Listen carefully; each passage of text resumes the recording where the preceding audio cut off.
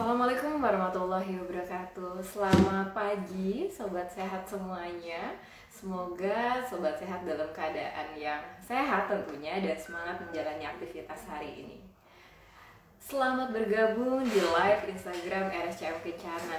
Bincang-bincang hari ini akan dipandu oleh saya, Dr. Tasya. Selama kurang lebih 60 menit ke depan, kita akan membahas tema yang sangat menarik nih sobat sehat semuanya. Tentunya dengan judul, bolehkah diagnosis kanker disampaikan kepada pasien? Hari ini, kita akan kedatangan narasumber yang kompeten dan pengalaman di bidangnya. Beliau adalah Dr. Vera Nindya Agiananda, spesialis kedokteran jiwa konsultan. Biasa kita panggil dengan Dr. Eda. Beliau merupakan konsultan divisi CLP, Consultation Liaison Psychiatry, KSM Kesehatan Jiwa FKW RSCM. Beliau juga praktek sebagai dokter spesialis kedokteran jiwa di RSUPN Dr. Cipto Mangunkusumo. Baiklah, sobat sehat semuanya, sambil kita menunggu Dr. Eda untuk bergabung, nanti dalam diskusinya, sobat sehat yang ingin berpartisipasi mengirimkan pertanyaan, sobat sehat dapat mengirimkan pertanyaannya melalui kolom komentar di bawah ini ya. Oh ya, sobat sehat, sambil kita menunggu Dr. Eda untuk bergabung, sobat sehat bisa loh sekarang konsultasi dengan dokter kesayangan sobat sehat semuanya dari rumah melalui layanan telekonsultasi kita di aplikasi Smart RSCM via video call. Dan obat juga nanti akan diantarkan ke rumah sobat sehat semuanya, mudah, aman, dan nyaman. Ya, jadi sobat sehat bisa mendaftarkan diri melalui aplikasi Smart RSCM. Baiklah, tampaknya sobat sehat sudah mulai banyak nih yang bergabung ya. Selamat datang kepada sobat sehat semuanya. Sambil kita menunggu Dokter Eda bergabung, mungkin kita akan membahas sedikit nih tentang tema kita pada hari ini ya.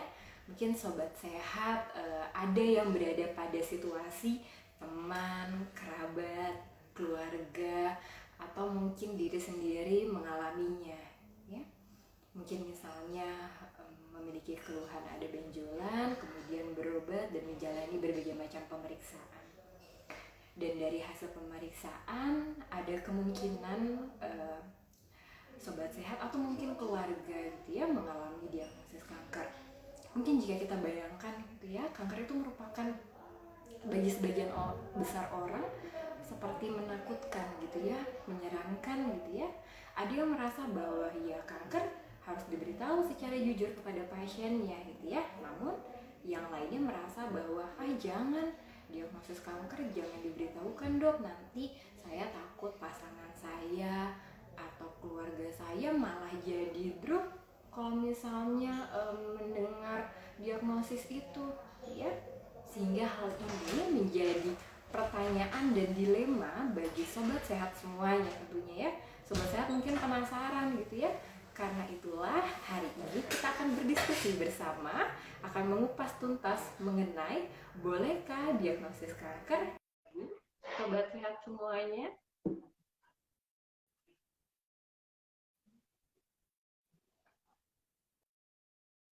kita tunggu dokter yang sudah bergabung. Sobat sehat semuanya.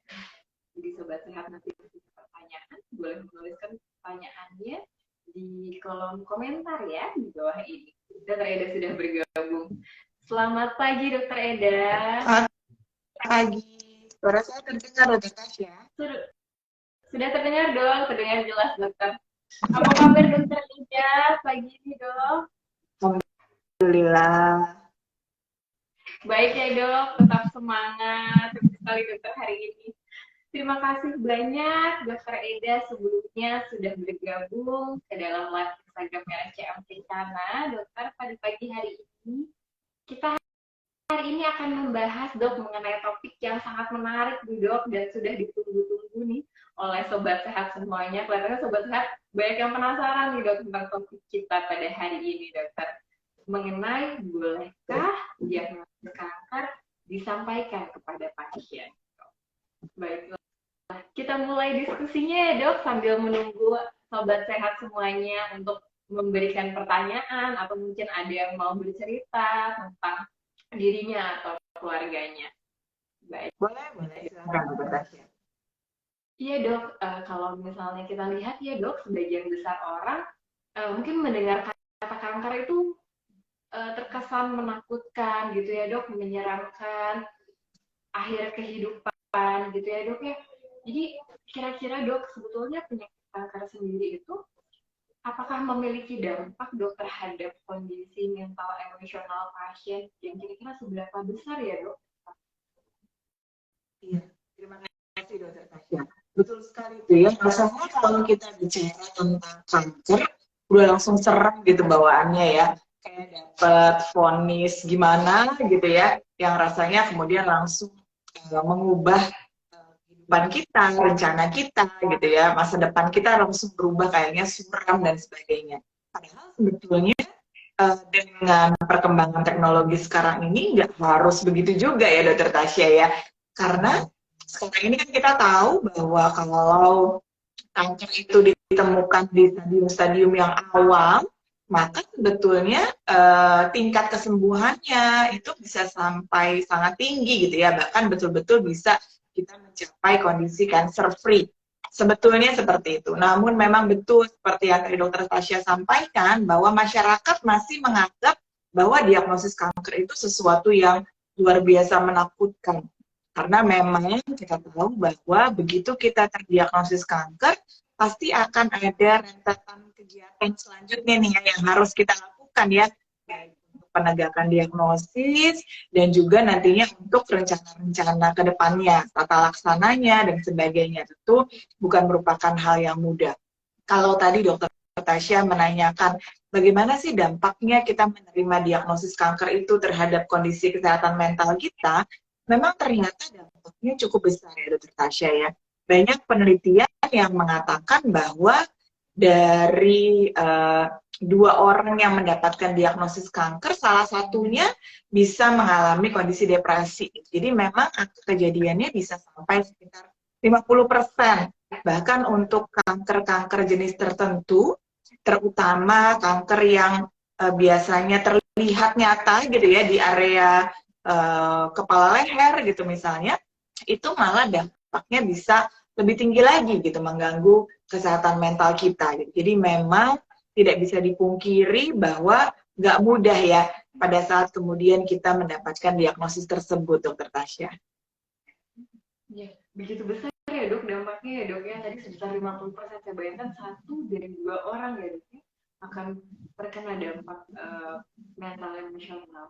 Baik dok, kalau kita lihat dok memberitahu diagnosis kanker gitu ya dok ya, baik penyakitnya sendiri maupun perjalanannya ke depannya akan seperti apa gitu ya. Tampaknya saat ini menjadi sebuah hal yang dilematis dok bagi tenaga kesehatan. Ada yang pro dan ada yang kontra gitu ya dok Betul, ya. betul. Iya dok. Ada yang mungkin ragu-ragu memberitahunya, tapi juga apakah memang harus untuk diberitahu. Ada juga yang uh, terkesan menyembunyikannya karena misalnya keluarga tidak mengizinkan untuk memberitahu gitu ya dok ya kepada pasiennya. Kira-kira dok, uh, apa yang misalnya didapatkan pasien jika misalnya kondisi kankernya sudah diketahui sejak awal dok? Dan apakah ada dampak buruk jika pasien mengetahui diagnosis kankernya lebih awal? Iya, betul. Seperti yang tadi kita sudah bahas ya, bahwa memang bisa nih ya diagnosis kanker itu berdampak pada kondisi kesehatan mental kita. Tapi sebetulnya pertanyaan utamanya adalah perlu nggak sih ya pasiennya tahu gitu ya terkait dengan diagnosis ini? Kalau kita melihatnya dari sudut pandang seperti itu, sebetulnya harusnya sih pasiennya tahu ya Dokter Tasya ya. Karena coba kita bayangkan, bagaimana mungkin seseorang itu kemudian tidak mengetahui apa yang sedang terjadi pada dirinya, sementara nanti dia yang harus menjalani semua rangkaian terapinya kan ya, misalnya itu pembedahan, apakah itu kemoterapi, apakah itu radioterapi, kan yang akan menjalani pasiennya gitu ya. Jadi kalau dia sendiri tidak paham tentang apa yang terjadi pada dia, tentu dia akan kebingungan ya. Dan seringkali apa ya, menjadi tidak bisa menjaga dirinya lebih baik juga. Ya mungkin kan ada misalnya beberapa pantangan gitu ya yang harus dilakukan setelah terdiagnosis kanker ini, hal-hal yang harus dia perbaiki dari pola hidupnya. Nah, kalau dia tidak diberitahu, tentu dia nggak paham ya Dokter Tasya ya. Dan dia tidak bisa nantinya mempersiapkan diri dia untuk bisa mampu punya semangat juang yang baik gitu ya untuk menjalani berbagai rangkaian tindakan maupun tata laksana untuk kankernya itu sendiri. Jadi kalau kita lihat sebetulnya dengan mengetahui itu manfaatnya lebih banyak gitu ya. Gitu. Ada sebuah jurnal yang kemudian mencari tahu gitu ya sebetulnya perlu nggak sih kita melakukan disclosure gitu ya atau membuka terkait dengan diagnosis kanker ini kepada pasien. Dan ternyata dari jurnal itu didapatkan bahwa sekitar 87% pasien itu justru ingin tahu Dokter Tasya, ingin tahu sebetulnya seberapa jauh penyakitnya, bahkan sampai sekitar 81% itu mengatakan dia ingin tahu secara mendetil tentang apa yang terjadi dengan dirinya. Sementara yang biasanya nggak kepengen pasiennya tahu justru lebih banyak dari keluarga ya mungkin saking sayangnya ya terhadap pasien, khawatir nanti pasiennya stres, khawatir nanti pasiennya cemas, depresi gitu, saking sayangnya ini makanya kemudian lebih memilih untuk pasiennya nggak tahu. Jadi kalau dari jurnal itu ternyata cuma sekitar 34% keluarga yang setuju pasiennya tahu gitu ya. Jadi berbeda sekali dengan kebutuhan pasiennya. Pasiennya 87% kepengen tahu, keluarganya sekitar 34% aja gitu yang setuju pasiennya untuk diberitahu. Seperti itu Dokter Tasya. Baik dok.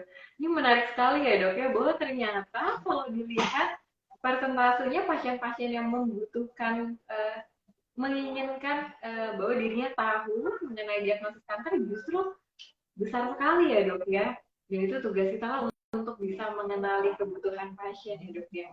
Baik, iya betul. Dok, ya dok.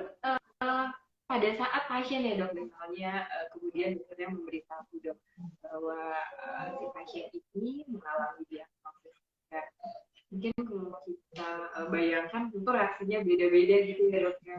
Ada yang kaget, ada yang mungkin merasa bahwa oh nggak apa-apa, kayaknya saya bisa gitu ya dok. Nah tadi mungkin reaksinya berbeda-beda ya dok ya pada pasien dalam menghadapi berita nih dok mengenai diagnosis kanker. Kira-kira tahapan apa ya dok ya yang pasien alami di saat dia mulai mendapatkan berita mengenai diagnosis? Iya. Betul tuh ya Dokter Tasya ya, bahwa memang respons orang terhadap suatu berita yang tidak menyenangkan ya, mendapatkan diagnosis kanker ini bisa kita bilang sebagai berita yang tidak menyenangkan ya, bahkan bisa dibilang sebagai bad news gitu ya, itu memang berbeda-beda. Jadi kalau dari Elizabeth Kubler-Ross ya itu ada 5 tahapan dalam berduka, jadi 5 stages of grief kita bilang ya, itu suatu tahapan-tahapan yang memang pada umumnya akan dilalui oleh seseorang ketika dia menerima berita buruk, berita yang kurang menyenangkan. Nah, yang dianggap sebagai berita buruk ini adalah semua berita yang kira-kiranya nantinya akan mengubah pandangan seseorang terhadap kehidupannya dia di masa depan nanti. Gitu ya. Jadi membuat perubahan besar dalam kehidupannya. Ya, jadi kanker tentunya termasuk di dalam berita buruk tadi itu. Ya, walaupun nggak cuma kanker ya yang namanya berita buruk ya. Jadi sebetulnya ini tidak spesifik hanya untuk kanker. Tapi tadi ada 5 tahapannya. Tahapan yang paling awal itu adalah kita sebut sebagai penyangkalan atau denial. Jadi pada saat kita baru menerima diagnosis, sebagian orang akan menolak dalam tanda petik gitu ya. Jadi menyangkal dulu, enggak, saya nggak mungkin terkena kanker. Bagaimana mungkin, kan saya hidupnya sehat. Saya selalu makan sayur misalnya gitu ya. Saya selalu hidup sehat, saya olahraga, saya nggak nakal, nggak pakai narkoba dan segala macam. Nggak mungkin gitu. Itu namanya penyangkalan. Jadi ini tahapan yang paling awal. Karena memang ini bukan suatu berita yang mudah gitu ya untuk diterima. Yang paling gampang tentunya ditolak gitu ya, diabaikan, disangkal gitu, nggak mau menerima hal itu. Nah lalu tahapan yang kedua adalah marah, anger gitu ya. Karena akhirnya kan pada posisi yang nggak bisa menolak nih ya, disangkal nggak bisa, akhirnya kesel, marah. Kenapa nih? Kenapa hal ini harus terjadi pada dirinya? Salah kali. Dan yang paling gampang kan nyalahin adalah nyalahin orang lain ya. Nggak bisa, nggak nyalahin diri kita sendiri, tapi nyalahin orang lain. Dokternya salah kali melakukan pemeriksaannya. Nggak benar kali tuh. Maka biasanya di tahap ini banyak juga pasien yang kemudian minta second opinion, bahkan third opinion gitu ya, mencari pemeriksaan-pemeriksaan tambahan untuk membuktikan bahwa dia yang benar gitu, bahwa dia tidak menderita kanker. Nah, marahnya ini bisa juga nanti marahnya kepada anggota keluarga atau bahkan marahnya sama Tuhan karena merasa diperlakukan tidak adil. Saya sudah berbuat baik, saya tidak pernah macam-macam. Kenapa ya kok saya mesti mendapatkan penyakit yang seperti ini gitu ya. Jadi betul-betul nggak terima gitu, jadi marah. Nah, pada saat marah ini memang biasanya kemudian menjadi tidak kooperatif juga ya Dokter Tasya ya untuk mengikuti berbagai rangkaian terapi gitu jadinya ya, karena belum bisa menerima gitu ya. Nah, tahapan yang ketiga adalah tawar-menawar atau bargaining. Jadi mulai nih karena ya nggak bisa diapa-apain lagi, mau nggak mau mesti diterima, akhirnya nawar gitu ya. Kalau misalnya saya melakukan ini, nanti bisa jadi lebih baik nggak? Kalau saya misalnya puasa, atau saya sedekah, atau saya memberi makan anak yatim, akan berubah nggak sih gitu ya? Jadi tawar-menawar. Dan lebih sering tuh memang tawar-menawarnya sama Tuhan juga gitu ya. Seolah-olah kita mau berusaha, apa ya, dalam tanda petik beranding gitu mungkin ya. Kalau saya melakukan ini, bisa nggak sih nanti diagnosisnya jadi berubah? Nggak kena kanker lagi gitu, menjadi lebih baik gitu ya. Jadi seperti itu. Nah, tahapan yang keempat adalah depresi atau depression. Ya, jadi pada saat kemudian kita sudah tidak bisa lagi menolak, mau nggak mau harus menghadapi bahwa kita memang berhadapan dengan situasi kanker ini, kita seringkali kemudian jatuh ke dalam kondisi depresi. Depresi itu terjadi biasanya karena kita mengalami suatu bentuk kehilangan, Dokter Tasya. Dalam kondisi kanker ini yang hilang adalah kesehatan kita, ya kan? Kita jadi tidak bisa lagi menjalani kehidupan kita seperti sebelumnya. Sekarang kita ada suatu hal yang harus menjadi prioritas nih, yaitu melawan si kanker ini. Jadi ada yang hilang tuh, kebebasan kita untuk menjalani kehidupan kita seperti sebelumnya, katakanlah seperti itu ya Dokter Tasya ya. Nah, walaupun tahapan depresi ini merupakan tahapan yang paling nggak enak sebetulnya ya, karena mood kita turun, jadi lebih pesimistik dan sebagainya. Tapi justru sebetulnya tahapan ini adalah tahapan yang paling penting untuk sebelum nanti kita mencapai tahap selanjutnya, yaitu tahap acceptance atau penerimaan. Kenapa penting? Karena pada saat kita sudah jatuh ke dalam kondisi depresi itu, memasuki tahapan depresi itu, berarti kita sebetulnya secara tidak langsung sudah mulai melakukan penerimaan itu. Kita sudah menerima nih, oh iya berarti memang gak bisa ditawar lagi, si kanker ini akan menjadi bagian dari hidup saya, tapi saya sedih gitu. Saya belum bisa secara legowo gitu ya menerimanya. Ya, tapi itu penting terjadi supaya selanjutnya kita bisa masuk ke tahapan yang kita sebut sebagai tadi itu, tahapan acceptance atau penerimaan. Kalau kita sudah ada di tahap acceptance, maka kita akan berjuang dengan segala kemampuan kita untuk bisa melawan si kanker ini gitu ya. Justru kita akan ikut semua saran dari dokter, akan melakukan semua arahan-arahannya, supaya harapannya nanti bisa bebas dari kanker ini. Kita sih maunya semua pasien langsung masuk ke fase acceptance ya Dokter Tasya ya. Tapi seringkali fase acceptance ini tidak pernah terjadi kadang-kadang. Ya, orang maju mundur di tahapan-tahapan sebelumnya. Ya, dan satu hal lagi yang perlu diingat bahwa tahapan ini sifatnya dinamis, Dokter Tasya. Kadang-kadang nggak terlihat berurutan seperti itu, tapi bisa jadi ada yang kayaknya terlompat, tiba-tiba begitu dapat diagnosis langsung marah, atau misalnya langsung tawar-menawar, atau langsung depresi gitu misalnya dia ya, seperti itu. Dan yang sudah sampai acceptance pun, pada saat kondisinya berubah, bisa kemudian mundur lagi nih tahapannya. Jadi memang itu proses yang sangat dinamis, Dan penting sekali untuk dikenali baik oleh pasiennya sendiri, oleh keluarganya, dan yang lebih penting lagi oleh kita ya, tenaga kesehatan. Supaya kita bisa menyesuaikan pendampingan yang kita berikan buat pasien-pasien kita ini ke depannya agar mereka bisa lebih cepat nantinya mencapai acceptance itu. Baik, terima kasih Dokter Eda. Iya dok, ini sobat sehat semuanya nih mendapatkan banyak informasi ya dok ya, bahwa pada saat tadi pasien menerima diagnosis kanker, ternyata ada 5 tahapan yang memang akan muncul ya dok ya, akan dialami oleh pasiennya. Dan tadi Dokter Eda bilang bisa dinamis, bisa yang awalnya sudah menerima, sudah masuk ke tahap acceptance, tiba-tiba keadaannya berubah, kondisinya tiba-tiba misalnya perburukan atau ada mendapat informasi yang baru, tiba-tiba masuk lagi ke tahap anger. Begitu ya dok. Dan mungkin sobat sehat di sini semuanya bisa sama-sama belajar untuk mengenali hal ini, sehingga misalnya ada kerabat atau mungkin pasangan atau saudara yang berada di dalam situasi ini bisa ikut aware gitu ya dok ya dengan hal itu. Baik dokter. Dok, dengan tadi situasi yang dialami oleh seorang pasien yang mendapatkan diagnosis kanker.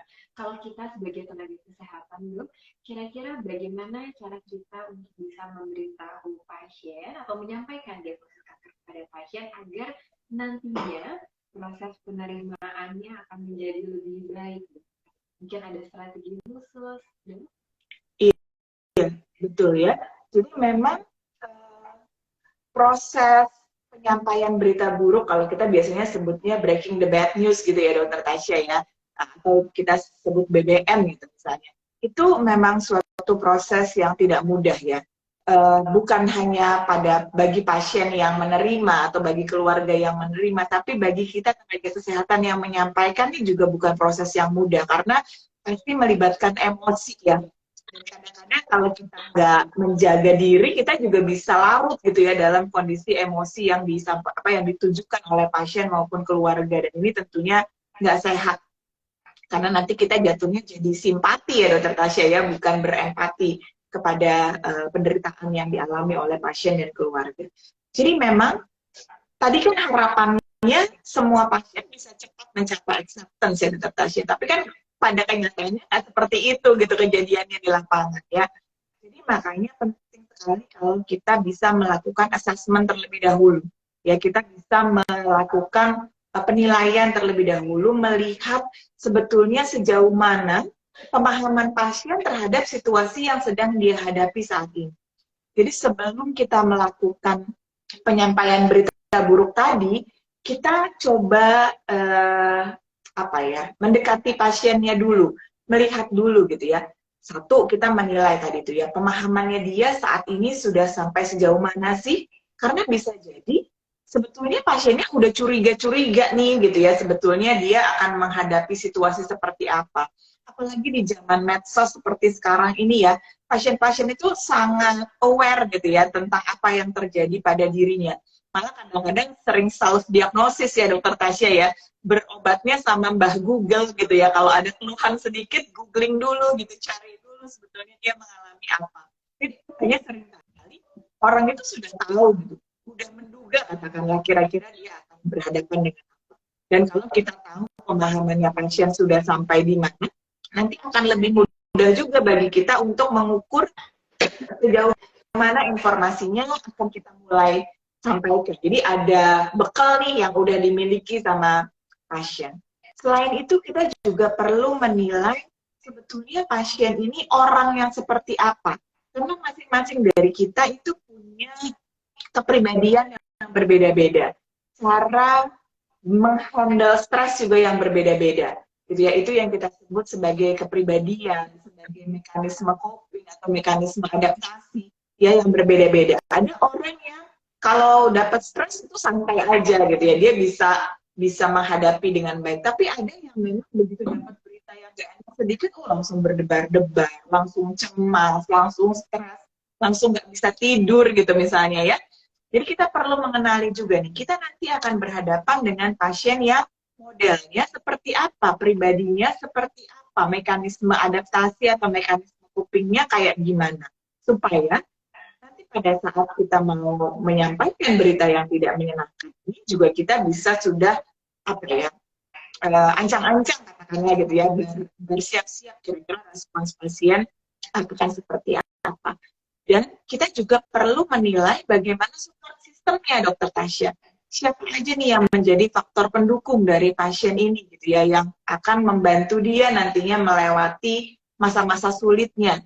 Ya, jadi penting sekali kita untuk menilai itu. Jadi menilai pengetahuannya, menilai juga modalnya, kepribadiannya, mekanisme copingnya, dan juga support sistem dari keluarga tersebut sebelum kemudian kita menyampaikan. Nah, nanti kalau kita sudah tahu ini kira-kira orang yang seperti apa, pelan-pelan mungkin kita bisa mulai ngasih kisi-kisi gitu mungkin ya. Jadi biasanya kalau di psikiatri itu kita suka mulai dengan pertanyaan-pertanyaan yang sifatnya what if. Kalau misalnya nanti kondisinya begini, kira-kira nanti ibu gimana? Bagaimana pendapat ibu tentang hal itu? Jadi pada saat nanti mau di breaking bad news-nya beneran, pasiennya udah nggak gelap sama sekali gitu ya, udah punya bayangan sedikit-sedikit lah sebetulnya apa yang dia hadapi. Jadi memang sangat penting tuh Dokter Tasya kita untuk mengkaji dulu di depan, mempersiapkan pasien sebelum nantinya dia kita sampaikan terkait dengan diagnosis kankernya. Baik, Dokter Enda. Ternyata ada berbagai macam penilaian ya dok ya yang dilakukan oleh kita sebagai tenaga kesehatan sebelum menyampaikan diagnosis kanker kepada pasien. Jadi artinya nggak langsung jeger gitu ya dok ya, nggak terkaget-kaget gitu harapannya pasiennya. Namun tadi ada beberapa yang perlu dinilai termasuk kepribadian, mekanisme copingnya, dan support sistem keluarga yang penting sekali untuk bisa dikenali sebelum diagnosis kanker itu disampaikan. Dan kelihatannya sifatnya tailor made ya dok ya, berarti ya dok ya. Setiap pasien akan diberikan pendekatan atau cara penyampaian yang berbeda dibandingkan pasien. Betul. Ya, dok. Kelihatannya sudah mulai ada yang bertanya, dok. Jadi mungkin saya bacakan dulu ya dok pertanyaan yang sudah muncul dari Sobat Sehat sebelumnya. Ada pertanyaan dari Putri Aulia dokter. Pertanyaannya adalah banyak juga pasien jadi muncul gejala fungsional setelah mendapat penjelasan. Bagaimana menjelaskan kembali dokter kepada pasien bahwa gejala-gejala tersebut tidak berhubungan dengan kanker atau tumor yang dialaminya? Iya. Silakan dokter Ed. Terima kasih. Ini Putri Aulia kalau nggak salah satu murid juga di kita nih ya. Kalau nggak salah dulunya PPDS neurologi yang sekarang sudah jadi spesialis neurologi ya, Dokter II. Iya. Ya jadi memang betul sekali ya. Kalau misalnya seringkali pasien maupun keluarga itu seringkali misinterpretasi gitu ya. Jadi bahwa gejala yang dialami sama pasien itu dikaitkan dengan gejala-gejala yang sebagai akibat langsung dari tumornya ya. Nah itu yang kita memang perlu memberikan penjelasan ya kepada pasien bahwa memang betul ya ada gejala-gejala yang memang bisa dijelaskan secara langsung atau kita sebutnya sebagai penyebab organik gitu ya dari keluhan-keluhan psikologis yang dialami sama pasien.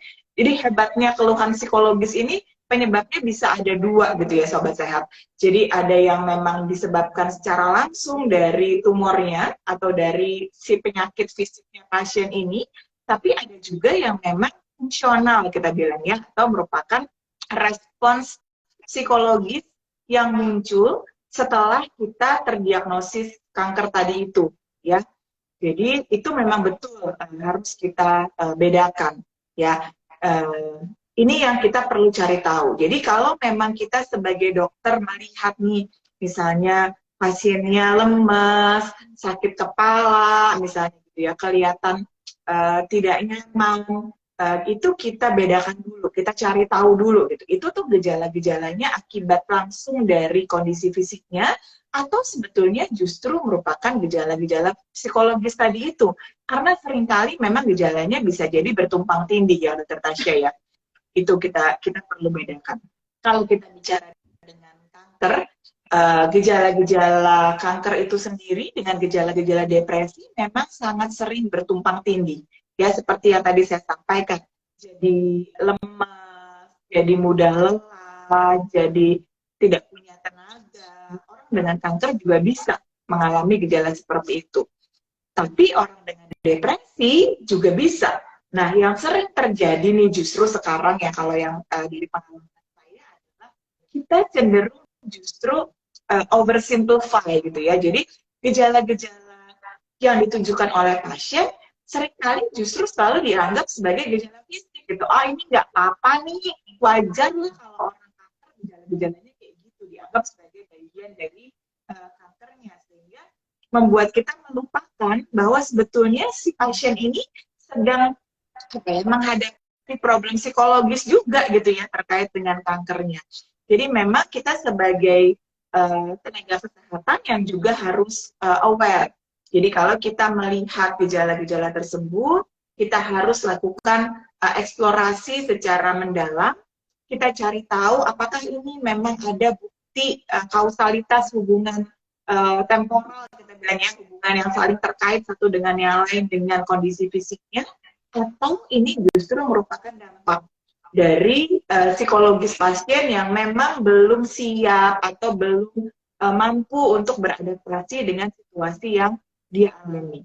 Ya, jadi lebih baik kita kemudian over concern daripada kemudian kita menjadi oversimplify gitu ya, karena jadinya nanti kita malah miss atau terlewat gejala-gejala tersebut dan akan menjadi lebih sulit nanti. Karena Dokter Tasya, kalau sampai pasien itu jatuh ke dalam kondisi depresi dan kita tidak bisa mengenali itu, orang dengan kondisi depresi biasanya jadi lebih malas untuk melakukan apa-apa gitu ya. Jadi lebih nggak bersemangat untuk berjuang melawan kankernya. Mungkin nanti dia akan nggak mau pengobatan, akan skip dalam minum obat, dalam melakukan terapi, atau bahkan menolak untuk dilakukan terapi selanjutnya. Nah, ini malah nantinya akan bisa berdampak buruk pada proses penyembuhan ke depannya. Akan lebih mempengaruhi prognosis ke depannya. Seperti itu, Dokter Tasya. Baik, dokter. Iya, dok. Terima kasih, dok. Bahwa memang kita sebagai tenaga kesehatan penting untuk bisa mengenali itu ya, dok. Apakah memang gejala yang muncul pada pasien ini merupakan bagian dari gejala kankernya atau merupakan reaksi psikologis yang muncul setelah mendapatkan diagnosis kanker. Karena kadang-kadang mungkin kayak misalnya orang kena COVID ya, dok, ya, setelah tahu COVID terus tiba-tiba muncul gejala macam-macam, ternyata tanpa sadar muncul reaksi psikologis sebetulnya ya, dok, ya. Mungkin kita merasa belum menerima, atau mungkin kita merasa cemas atau sedih dengan diagnosis kanker yang waktu itu kita dapatkan, ya. Kelihatannya sobat sehat udah mulai banyak yang bertanya nih, dok. Tapi mungkin tadi terkait dengan apa yang disampaikan oleh dokter Aida, dok. Misalnya dalam prosesnya ya, dok, saat memberitahu mengenai diagnosis kanker, ternyata dari keluarga yang paling sering kasusnya keluarga mengatakan bahwa, dok, jangan dikasih tahu deh, dok, gitu. Dirahasiain aja, nanti kalau misalnya istri saya tahu, misalnya nanti istri saya akan drop, nanti jadi makin sakit deh gitu, jadi memburuk, dok, gitu. Jadi nggak usah dikasih tahu aja, dok. Kira-kira bagaimana, dokter, pandangan dokter mengenai hal ini, atau kira-kira apa yang bisa dilakukan agar pasien sebagai pasien ya, dok, tentu punya hak untuk bisa tahu penyakitnya, dan tadi apa yang disampaikan oleh dokter Eda ternyata manfaatnya jauh lebih besar. Iya, betul. Terima kasih, Dokter Tasya. Ini fenomena yang sangat sering ya terjadi ya di tengah-tengah kita ya, karena kita nih orang timur, kedekatan emosional kita dengan keluarga itu juga masih sangat luar biasa, sehingga kita saling peduli satu sama lain gitu ya. Mungkin berbeda kalau dengan di dunia barat. Kalau di dunia barat udah jelas yang namanya memberikan informasi nggak boleh kalau nggak ke pasiennya malah gitu ya. Bahkan kalau di luar sana di dunia barat seringkali keluarga nggak diikut sertakan sama sekali gitu ya dalam pemberian informasi, dalam proses pengambilan keputusan dan sebagainya. Tapi di Indonesia nggak bisa begitu. Ya karena kan ya kita memang kedekatan emosionalnya dengan keluarga masih sangat kuat. Ya, dan sehingga itu yang membuat fenomena yang tadi Dokter Tasya sampaikan sangat sering terjadi gitu ya. Di RSCM sini pun kita sering sekali ya menghadapi itu ya Dokter Tasya ya, bahwa keluarga secara spesifik meminta bahwa pasien jangan diberitahu. Saya sering banget tuh ya kalau saya dikonsul, terus kemudian saya baru sampai next station, kemudian dicegat sama keluarga, dok, nanti kalau dokter masuk, jangan ngomong apa-apa soal diagnosis kanker sama pasiennya ya, nanti pasiennya jadi drop. Ya, itu sering sekali kita hadapi. Ya, nah sebetulnya salah nggak sih keluarga kalau bersikap seperti itu? Kalau saya melihatnya mungkin ada benarnya gitu ya, dalam arti ini pasti karena mereka sangat peduli sama pasiennya, karena sayang sama pasiennya, takut tadi ya pasiennya menjadi drop dan sebagainya tadi itu, gitu ya. Tapi kita kan juga tadi tahu bahwa banyak juga manfaatnya kalau pasien diberitahu, ya. Jadi yang penting justru sebenarnya adalah kita diskusi sama keluarga. Kita cari tahu apa sih yang menjadi alasan kenapa mereka enggan untuk memberitahu. Karena biar bagaimanapun kalau menurut hemat saya ya Dr. Tasya, yang paling kenal sama pasien kan adalah keluarganya ya. Kita kan cuma ketemu pasien dalam periode waktu yang sangat pendek nih gitu.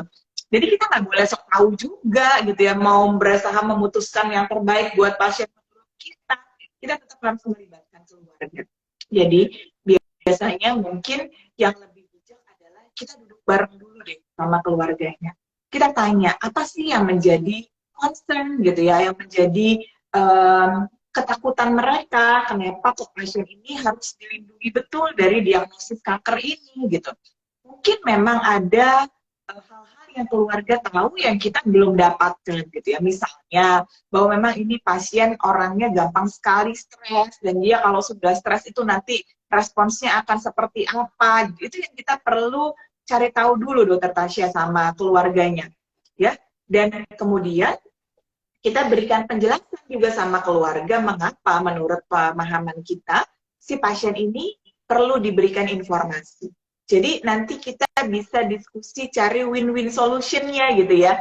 Kira-kira seperti apa baiknya.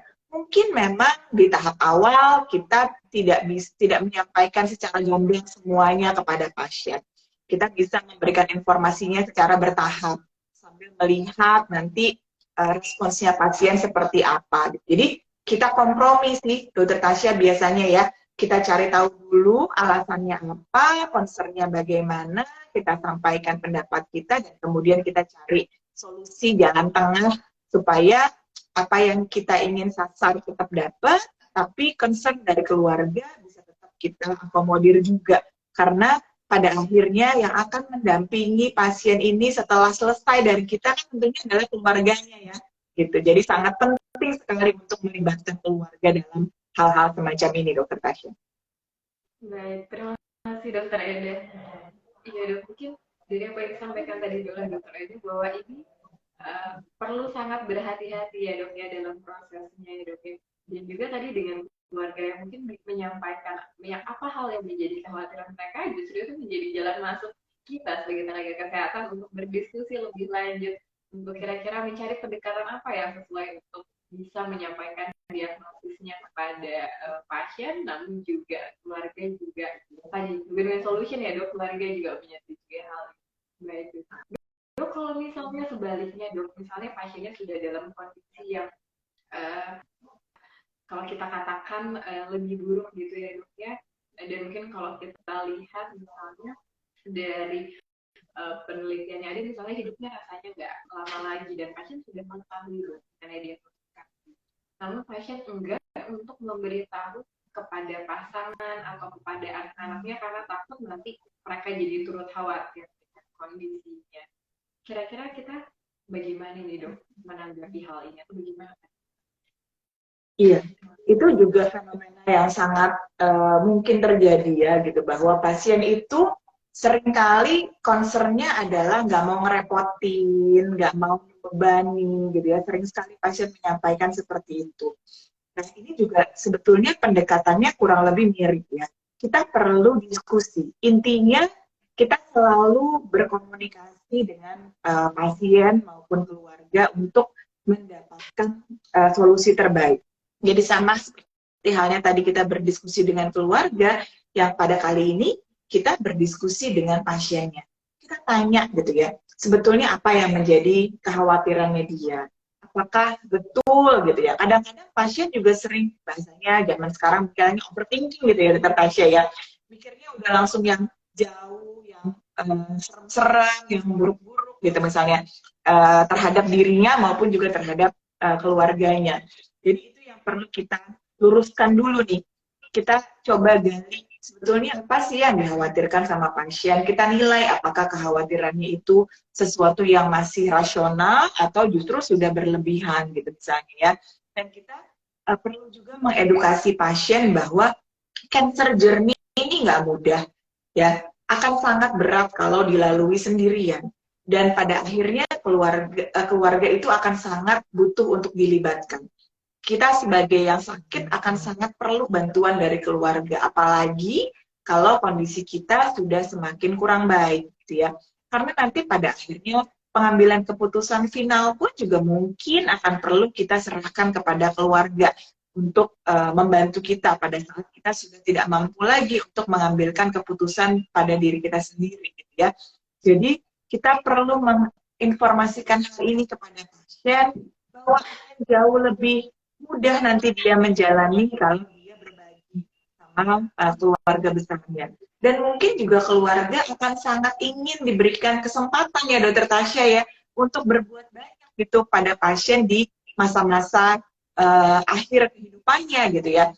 Pengen bisa nemenin, pengen bisa berbagi kecemasan, pengen bisa mendampingi gitu. Jadi jangan sampai kemudian itu menjadi suatu keputusan yang pada akhirnya disesali. Jadi lagi-lagi kita diskusi dulu, kita pahami dulu alasan pasien, dan kemudian kita edukasi, lalu kita cari solusi terbaiknya bersama-sama. Karena pada akhirnya apapun itu, tentu pasien yang paling punya hak untuk memutuskan mana yang dianggap paling pas buat dirinya. Meskipun buat kita rasanya itu kurang pas, tapi buat pasien mungkin itu yang paling pas, dan itu kita harus hormati. Baik, dokter. Jadi itulah tugas kita untuk mendampingi ya dok ya, dan tadi mengajak pasien untuk berdiskusi. Mungkin pasiennya awalnya hanya melihat bahwa saya tadi nggak mau merepotin, saya nggak mau membuat keluarga khawatir. Ternyata kalau kita coba ajak pasien tadi untuk melihat situasinya lebih jelas, melihat perspektif, kalau misalnya keluarga tahu, keluarga akan mungkin malah jadi lebih peduli, lebih mengurus pasien, dan ternyata mungkin saja itu dukungan yang dibutuhkan oleh pasien. Ya, namun kembali lagi bahwa pasien yang berhak menentukan apa yang terbaik bagi dirinya. Ya dok, ada pertanyaan nih dok. Kita akan bacakan terlebih dahulu dari Prima Hardianto. Dok, apakah pasien pada tahap depresi harus diberi obat atau cukup diberikan konseling saja dok? Pada kasus ini misalnya pasien dengan diagnosis kanker gitu ya dok ya, kemudian mengalami depresi, depression kelihatan. Silakan dok. Iya, terima kasih ya atas pertanyaannya, bagus banget nih ya pertanyaan. Ya, memang kadang-kadang kita bingung nih bagaimana nih ya seharusnya menyikapi kalau kemudian pasien jatuh ke dalam kondisi depresi. Yang pasti tentunya diagnosis depresinya harus ditegakkan dulu nih ya. Jadi kalau keluarga kemudian mulai melihat ada gejala-gejala depresi itu biasanya pasiennya akan terlihat lebih murung, jadi kurang bersemangat, emosinya mungkin jadi berubah, jadi lebih sensitif, atau lebih gampang tersinggung, atau justru lebih gampang marah, gitu ya. Nggak selalu harus sedih ya. Jadi kadang-kadang jadi lebih sensitif pun itu bisa merupakan tanda-tanda sudah mulai ada nih warna-warna depresinya. Bisa ada gangguan tidur, baik itu menjadi lebih banyak tidur atau menjadi sulit tidur, perubahan pola makan gitu ya, jadi lebih banyak makan atau justru nggak mau makan gitu misalnya, terus jadi lebih nggak bersemangat untuk melakukan hobinya, menarik diri, mungkin lebih banyak di kamar aja, nggak mau keluar dan sebagainya. Itu mungkin memang tanda-tanda tuh ya. Jadi kita sebagai keluarga pertama-tama tentu penting sekali untuk mengenali gejala-gejala depresi. Kalau misalnya gejala-gejala depresi ini ada, saran saya sih harusnya segera dibawa untuk mendapatkan pertolongan profesional.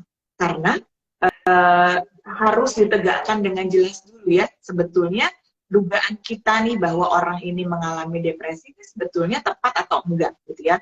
Keluarga kita betul nggak sih mengalami kondisi depresi? Kalau nanti sudah ditegakkan diagnosisnya bahwa memang ini adalah gangguan depresi gitu misalnya ya, nah maka nanti si dokter atau psikiater akan menentukan terapi yang paling pas buat pasien itu seperti apa. Tidak semua pasien dengan gangguan depresi perlu minum obat, enggak ya. Ada pertimbangan-pertimbangan khusus biasanya ya Dokter Tasya ya sebelum kita memberikan terapi kepada pasien, terapi dalam bentuk obat maksudnya ya, itu ada pertimbangan khusus. Biasanya kalau kita anggap bahwa depresinya ini masih ringan, kemudian pasien fungsinya masih baik, tidak menetap keluhan-keluhannya, kemudian support sistemnya juga masih sangat mendukung, mungkin konseling atau psikoterapi saja sudah cukup tanpa perlu dibantu dengan minum obat gitu ya. Tetapi kalau kemudian depresinya ini menetap, kemudian sudah sampai mengganggu kesehariannya pasien, bahkan sudah membuat pasien menjadi tidak bersemangat untuk menjalani kehidupannya, bahkan sudah berpikir bahwa mungkin mati itu lebih baik, atau bahkan sampai ada pikiran-pikiran untuk mengakhiri hidup dan sebagainya, maka ini berarti derajat depresinya sudah lebih serius. Kalau sudah sampai seperti itu, tentunya pengobatannya harus lebih agresif, gitu ya. Kita mungkin perlu untuk memberikan obat, ya, apakah itu antidepresan ataupun obat-obatan yang lain sesuai dengan kondisinya pasien pada saat itu.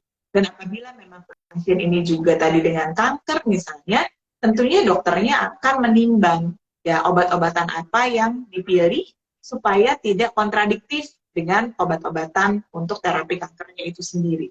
Jadi memang akan dikaji sedemikian rupa kebutuhannya supaya nantinya bisa sesuai gitu ya dengan berbagai rangkaian terapi yang juga memang perlu dijalani oleh pasien. Jadi nggak selalu, ya jawabannya nggak selalu bahwa pasien depresi itu harus minum obat, tapi kita akan kaji dulu, kita akan nilai dulu kebutuhannya itu Tasya. Semua terapi akan diberikan sesuai dengan kebutuhan pasien. Baik, terima kasih banyak Dokter Eda.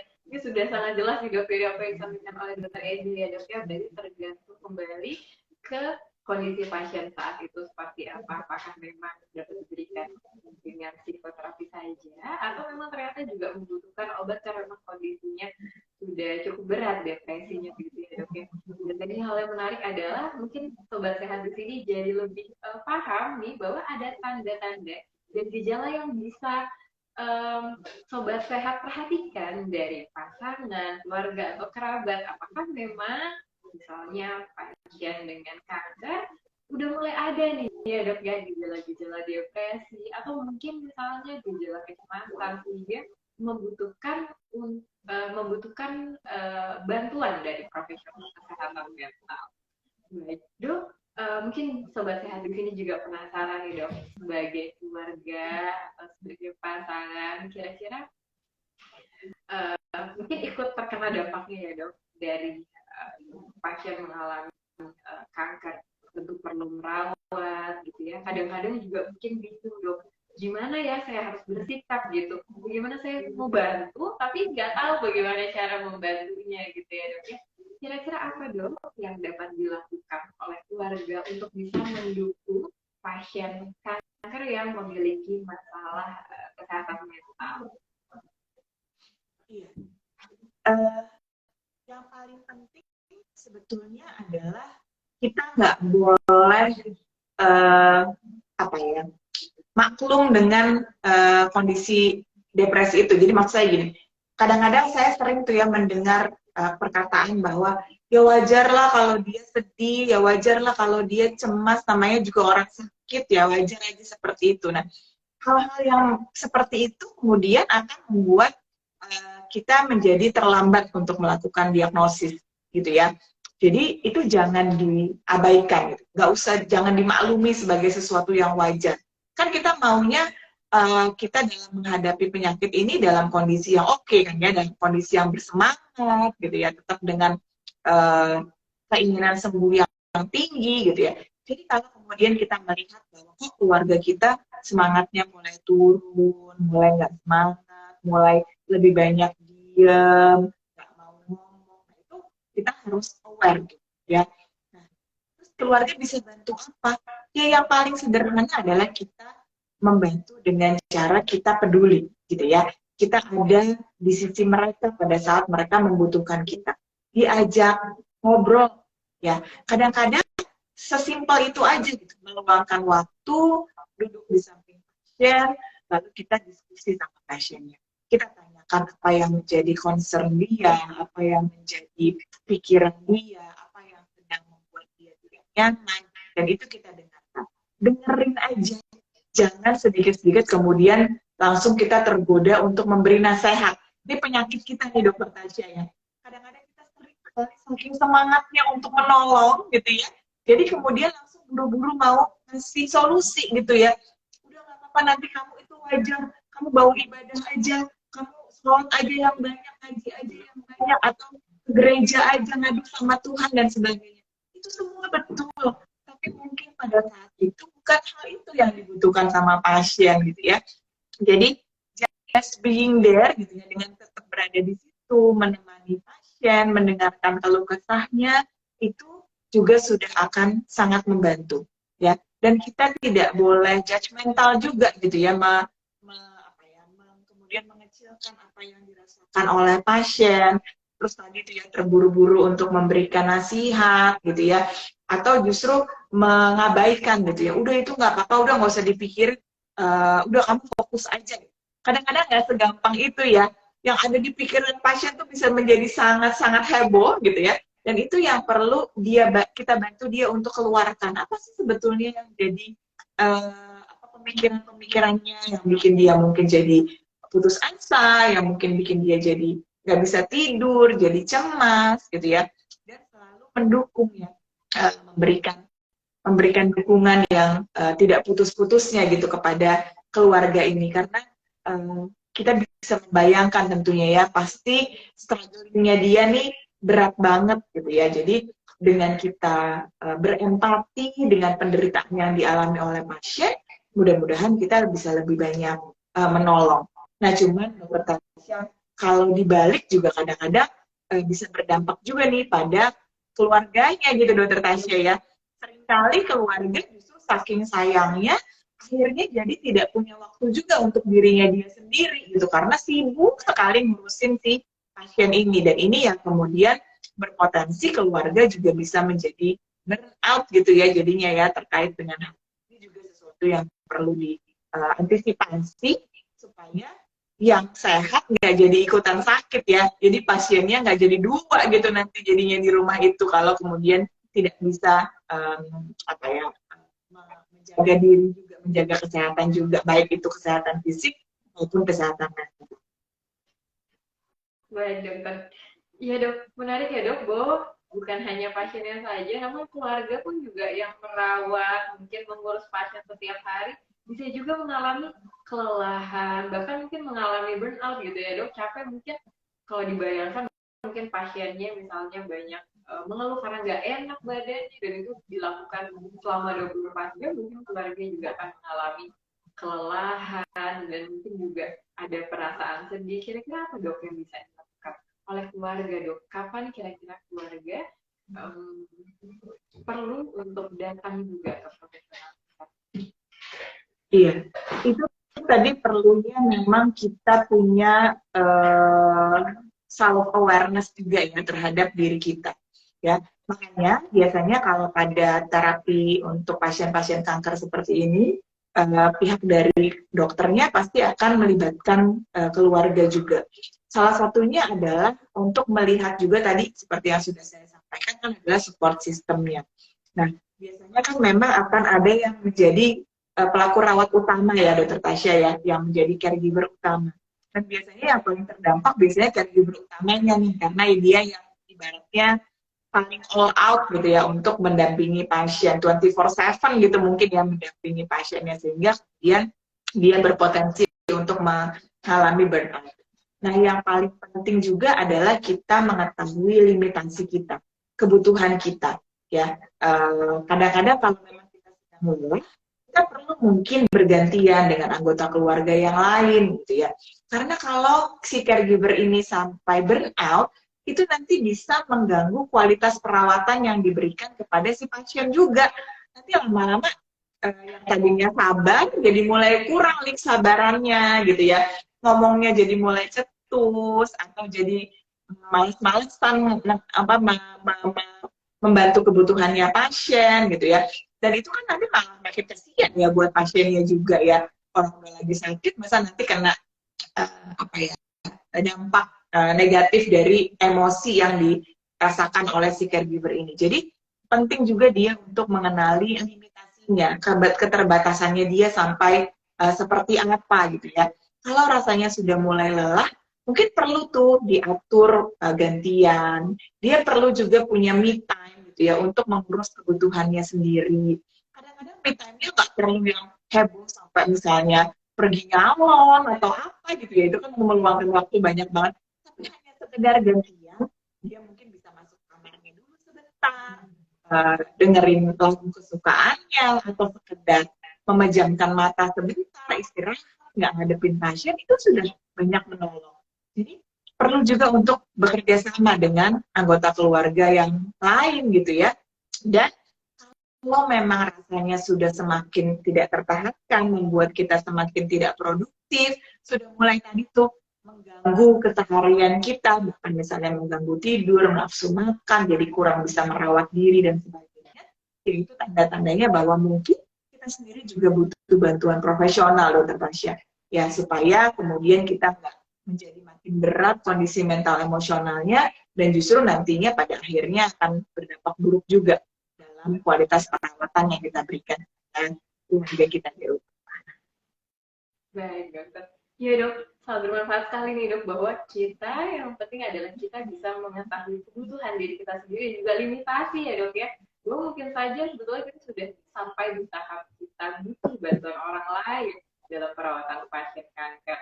Dok, bincang-bincang pagi ini seru banget dok, dan tadi juga partisipasi dari Sobat Sehat di sini luar biasa. Namun sayang sekali dok, tampaknya bincang-bincang kali itu sudah 1 jam dan perlu disudahi, dokter Eda.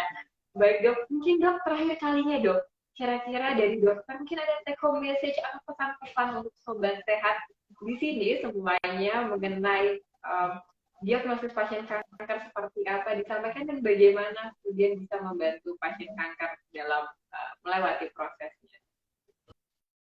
Iya, jadi sebagai penutup mungkin ya Dokter Tasya ya, bahwa memang kita sama-sama sepakat tadi ya, bahwa memang nggak mudah untuk seseorang itu bisa beradaptasi dengan diagnosis kanker yang didapatkannya ya.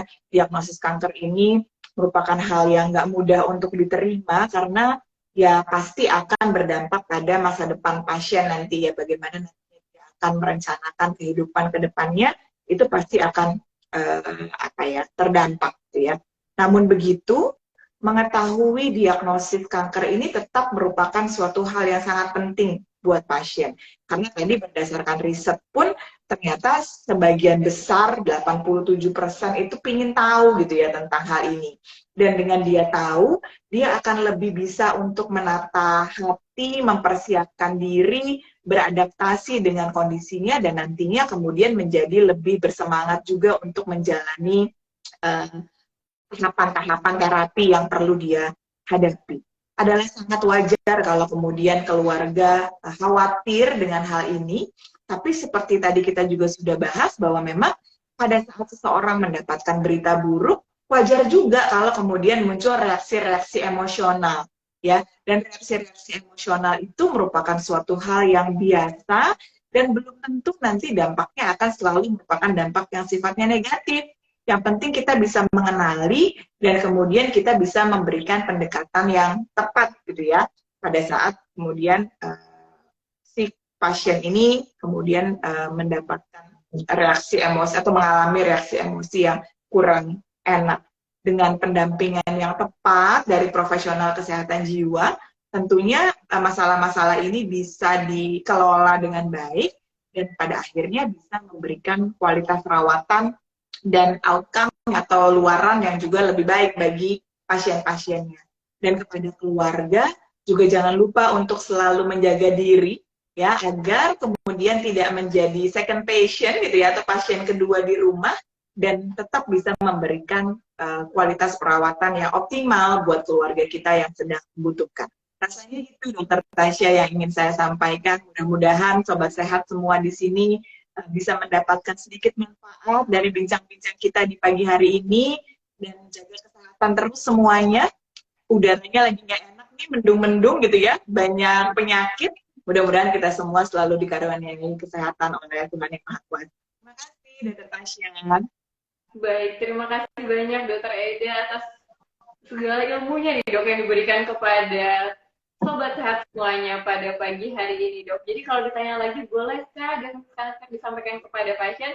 Penting sekali ya dok, jawabannya penting dan perlu sekali disampaikan kepada pasien. Namun dengan tadi hal-hal yang sudah disampaikan bahwa perlu kehati-hatian, perlu pendekatan untuk bisa menyampaikan diagnosis kanker, harapannya nanti pasien akan dapat lebih mempersiapkan diri terhadap penyakitnya dan juga terhadap proses pengobatan nantinya agar berjalan lebih baik, harapannya seperti itu.